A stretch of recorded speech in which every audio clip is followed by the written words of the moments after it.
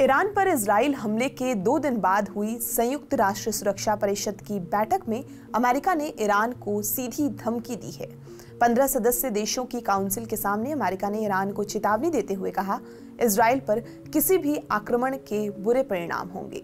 Israel ने इस हमले को ईरान के 1 अक्टूबर के हमले का जवाब बताया है, जिसमें इजराइल पर लगभग 200 मिसाइलों से हमला किया गया था।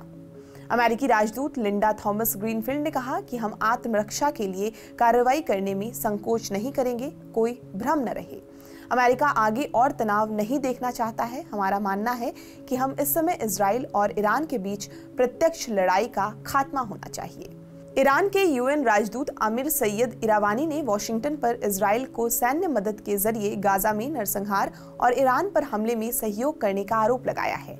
अमेरिका ने पिछले साल 7 अक्टूबर के बाद से अरबों डॉलर की सैन्य सहायता इजराइल को दी है। आमिर ने काउंसिल को बताया कि ईरान ने लगातार कूटनीति तरीके से तनाव को कम करने की कोशिश की है। हालांकि एक संप्रभु राज्य के रूप में ईरान इस आक्रामक हमलों का जवाब देने के लिए अपने अधिकार को सुरक्षित रखता है।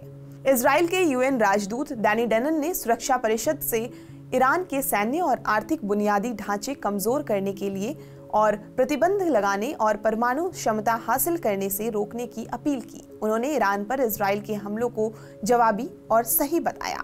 साथ ही कहा कि इजराइल अपनी रक्षा करना जारी रखेगा। डैनन ने यूएन से कहा कि आगे की किसी भी आक्रामकता का परिणाम तेज और निर्णायक होगा। हालांकि उन्होंने साफ किया कि इजराइल युद्ध नहीं चाहता है। चीन ने गाजा से लोगों के नरसंहार और लेबनान से इजरायली आक्रमण को रोकने का आह्वान किया। वहीं रूस ने भी अमेरिका के इजराइल को लगातार समर्थन देने पर सवाल खड़े किए हैं। आपको ये पूरी जानकारी कैसी लगी हमें कमेंट करके जरूर बताएं और देश दुनिया की तमाम खबरों के लिए आप हमारे साथ बने रहें और देखते रहें TV9 डिजिटल।